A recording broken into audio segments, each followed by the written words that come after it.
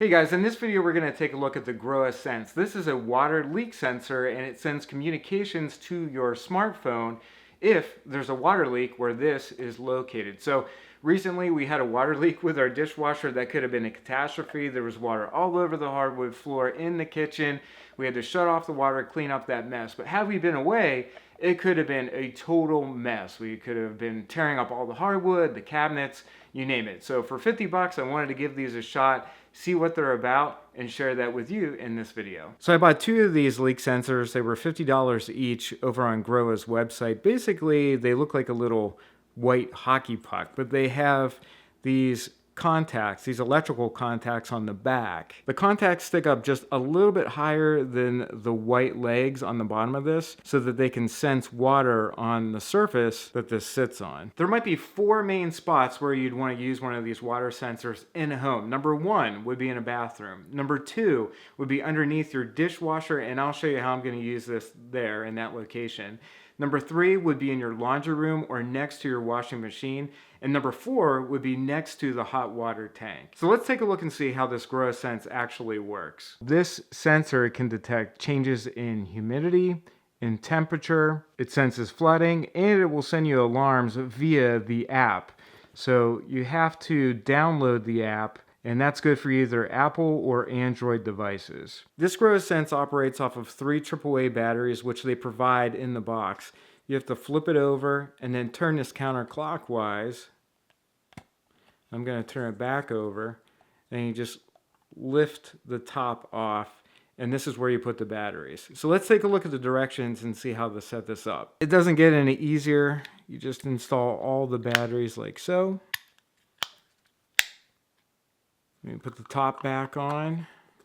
Okay, so this is nice and tight. You can see this is starting to flash in blue.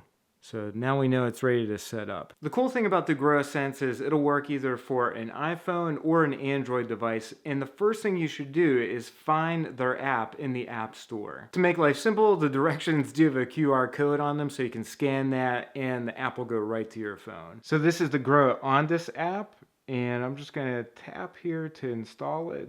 Pretty simple, it's just like any other app that you would get in the App Store. Once it's installed, you just tap on Open and go from there. So then there's a Get Started menu, so we're just gonna say Get Started. You can hit the Sign Up, and then enter all your information here, which I'm gonna do. So you do have to give Grohe your email address. I would say give them the email address that you check most often, because that way if there is a water leak sensed by this particular device, you'll get that notification. Once you verify your email and log into the app, it's gonna ask you if you wanna get notifications. I'm gonna say yes, because that's the whole point of this device. So now what you need to do is add a new house. So you tap on that and enter in your information. Once the house information is added, you can now set up your device. So to add the first product, we're just gonna tap there. We have the Grohe Sense, so we'll tap there. Tap on this top button, and we're gonna hit the install button. For this first Grohe Sense, we're gonna put it down in the kitchen in the laundry room.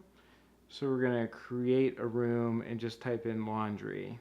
Or we're gonna put it in the kitchen, sorry. So this first Grohe Sense is going in the kitchen. We're gonna add it. Tap next. Then we're gonna select this is a wet room because it's the kitchen. Now the cool thing is you can set the upper temperature threshold, but we're gonna turn that down to like 73. And then hit next. We're gonna go to the room where we wanna put the device. We're gonna hit next, and then we're gonna connect the device.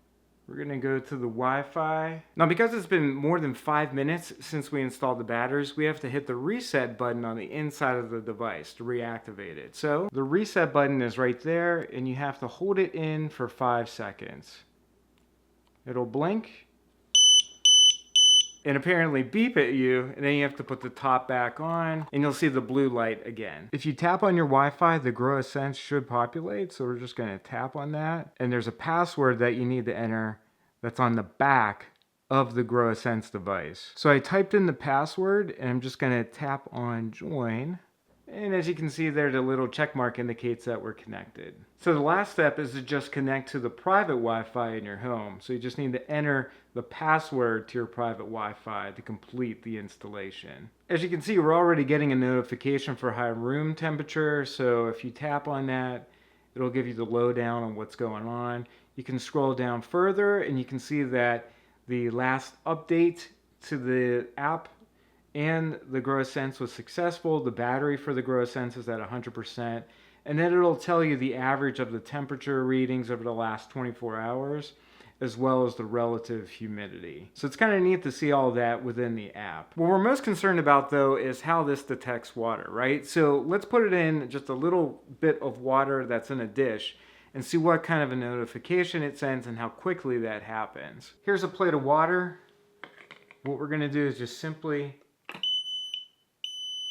place that in there, and it immediately starts beeping, which is great. It was pretty much instantaneous. Now, what about the phone? Now we're getting a notification probably like just a few seconds later from the Grohe app. So as you can see, we got the notification and it's saying that there's a flooding alarm. And this continues to beep just like a smoke alarm. So it's not as loud as a smoke alarm, but definitely loud enough that it would wake you up. It would wake you up in the middle of the night. So definitely very, very sensitive, and I like getting the notification on my phone too. It's evident that this is very sensitive to water and flooding, so I'm going to show you where I'm going to put it in my home to hopefully prevent any catastrophes down the road. I'm going to put the first Grohe Sense underneath the dishwasher. Most dishwashers have a decorative panel that can be removed. In this case, there are just 2 Phillips head screws that hold this in place, so I'm going to remove those. And then this panel just slides out.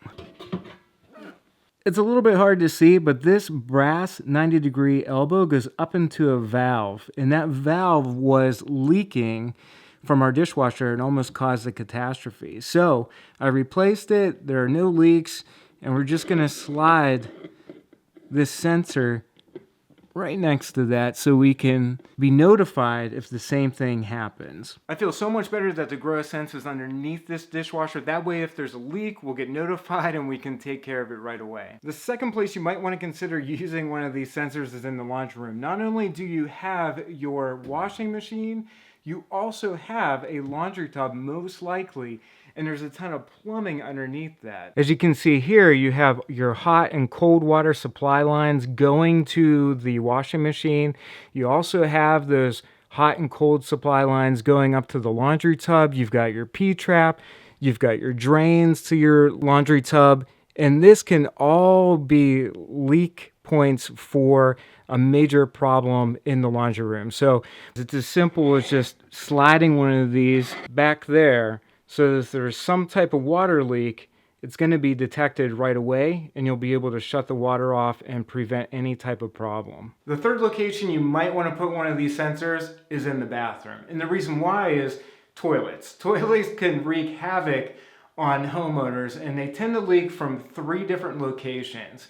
Either between the toilet bowl and the toilet flange, so when you flush the toilet, there's water that comes out between the toilet bowl and the floor, or between the tank and the connection with the water supply line. So where would you put the sensor? The sensor, in my opinion, could be best located right here behind the toilet, because if you're going to have a leak and the water comes from the toilet bowl and leaks out between the floor, it's going to hit the sensor right there. The other leak point is here between the water supply line and the bottom of the toilet tank, specifically the fill valve. So there's a leak point. And then also here's a leak point at the shutoff valve. So where the supply line meets the shutoff valve. So this would be a great location for the Grohe Sense.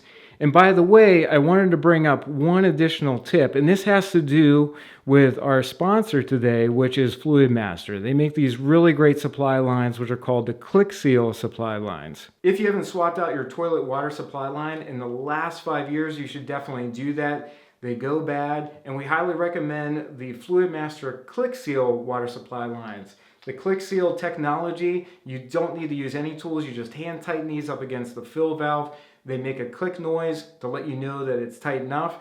They're steel braided and they're lead free. They're phenomenal and I highly recommend them if you've never done this project before. We'll put a link to the video tutorial that we did on these at the end of the video so you can check them out. But again, thanks to Fluid Master for sponsoring this video. We really like the ClickSeal technology and we think you should check it out. The fourth location where we would put one of these leak sensors is right next to the hot water tank, but not directly underneath the temperature and pressure pipe, because that way you don't want any of the hot water going on top of this leak sensor and ruining it. So just put it next to the hot water tank but away from that pipe. So let me know your thoughts on the Grohe Sense down in the comments. I'd love to hear from you. I bought 2 of them because I think it's well worth it, and the second one's going to go into the laundry room. So hopefully the tips helped you in this video, and we'll see you in the next one. Take care.